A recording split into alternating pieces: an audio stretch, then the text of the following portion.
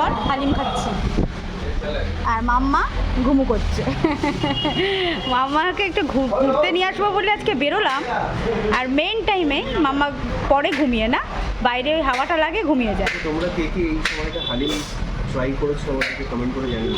আচ্ছা, তা তো অবশ্যই, কিন্তু আমি একটা কথা বলি, মামা ঘুমিয়ে আছে বলে মামার কথা হবে না তা তো না। শরীরটা খারাপ হয়েছে, অ্যান্টিবায়োটিক চলছে, তাও একটু নিয়ে বেরিয়েছি, কারণ বেরোলে মন ভালো থাকে, তাই তো? বিশেষ করে বাচ্চাদের। দেখেছো কোনো আনসার দিচ্ছে না, খাওয়ার দিকে এরকম এত ঝোঁক। বাবা তোমাদের কাদের কাদের বরদের এরকম দশা আমাকে একটু জানিও।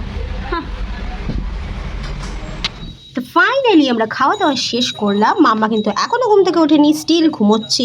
ভালো কথা, রাত্রিবেলা তাড়াতাড়ি ঘুমোলেই ভালো। আর ওখানে তোমাদের দাদা বিল পেমেন্ট করছে। আর রাতে যদি বাই চান্স খিদে পায়, তোমাদের দাদার তো পাবেই, তার জন্য বিরিয়ানি নিয়ে নিয়েছি। আমার পাবে কিনা একটু সন্দেহ আছে, তোমাদের দাদা ভাই ডেফিনেটলি পাবে। তো ফাইনালি আমরা চললাম বিরিয়ানি নিয়ে বাড়ি। তোমাদের যদি আমার ব্লগগুলো ভালো লেগে থাকে তাহলে জানো তোমাদের কি করতে হবে, সেগুলো ঝটপট করে নিও। তোমরা খুব ভালো থেকো। Love you all guys, bye, tata. দেখা হবে আবার নেক্সট ভিডিওতে। বাই।